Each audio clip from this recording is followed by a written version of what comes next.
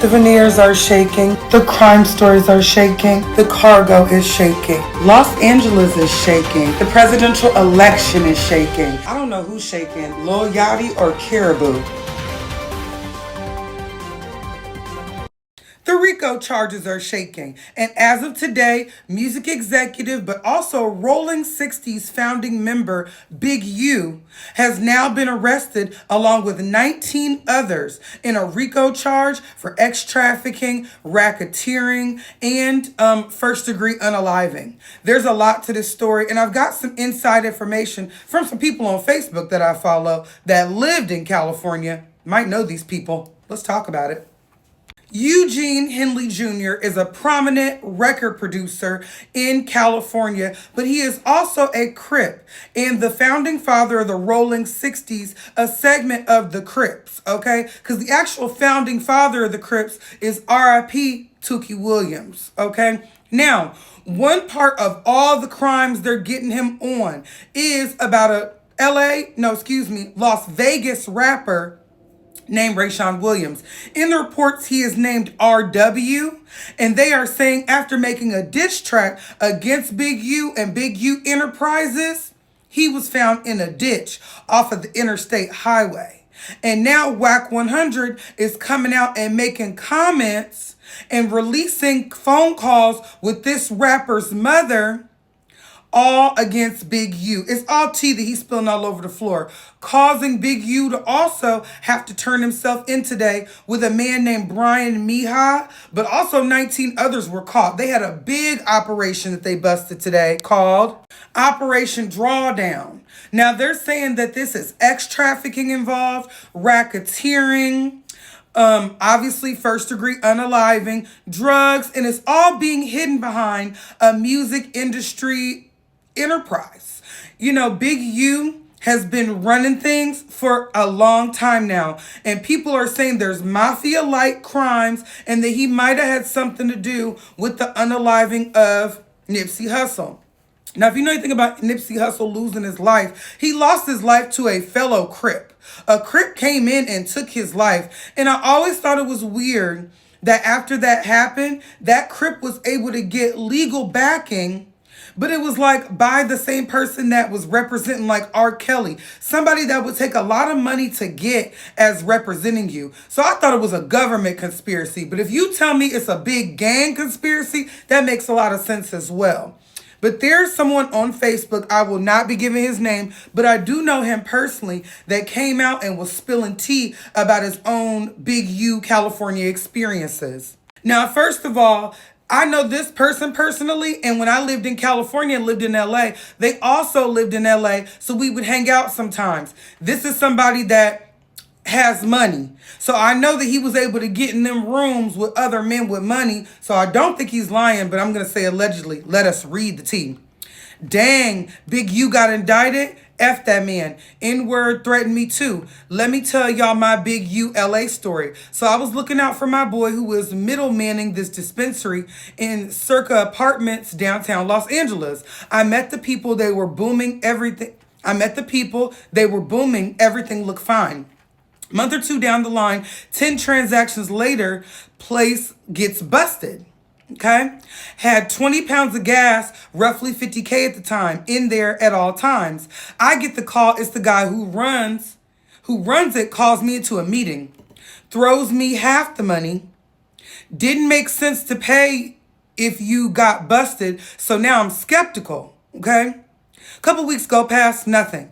I call middleman, pay up. So he called the middleman to pay up, or you know I'm on your backside. You know I'm on you bad.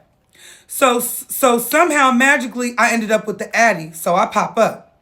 I tell the man I need my chicken. Made sense. He said he had no problem, which means he needed his money. We shook hands. I left. Little did I know they was under Big U protection. I get a phone call the next morning. It's a voice I don't know, but I recognize. It's you, but he calls himself Draws. So that's what I'm saying. It's interesting that he says Operation Drawdown. Calls himself Draws. He told me if I make waves at the spot again, he's coming to visit. Then I proceeded to give my Addy, which was no top which was top secret, and no no men off the street had been there, and everything was in another lady's name.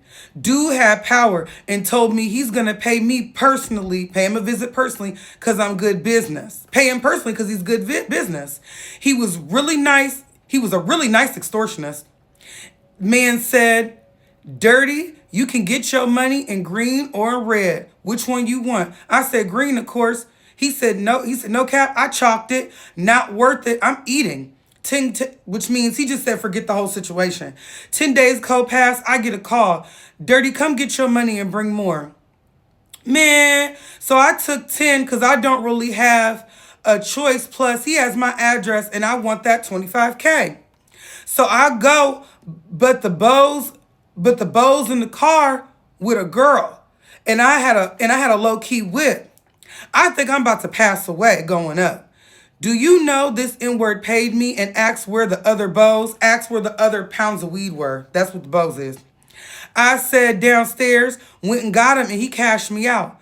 Bruh, no, he was reeling me in. That was our last transaction. He called me every day till I moved out of LA. Once they know you got it, it's just a matter of time.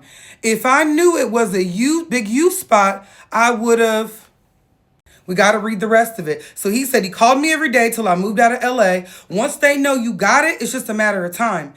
If I knew it was big youth spot, I would have never served him off back. Once gangs know you a street N-word and you up, either you join or leave or pass away. So F Big U. Cleveland N-word ain't got to give you a dime. But to be honest, they are effing savages like no hustle, only take and stuff. It's sad. So let's continue to read what that dude wrote. I told you it was tea being spilled on Facebook. He said, "I believe Big U unalive Nip. All 60s do is rob and steal. Nip was promoting hustling independence, and that is anti-60s. I bet my life this is going to be all about extortion and bodies. They not street dudes, they gangbangers. Totally different. Them N-words, them men threw an N-word off a 30th floor in circa LA. So they threw somebody off the 30th floor, allegedly.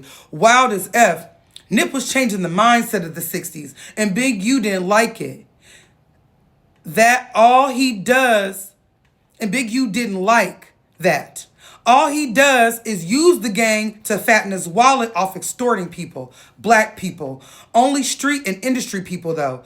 They stay away from them white boys. This is going to be interesting. I'm ordering the paperwork off back.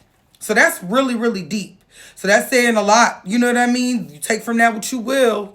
Now, Big U has an organization called Developing Options and .org. You can go in there and check. And Developing Options is the organization that they're saying he used to be a face of the criminal enterprise and show that they had cleaned their act up.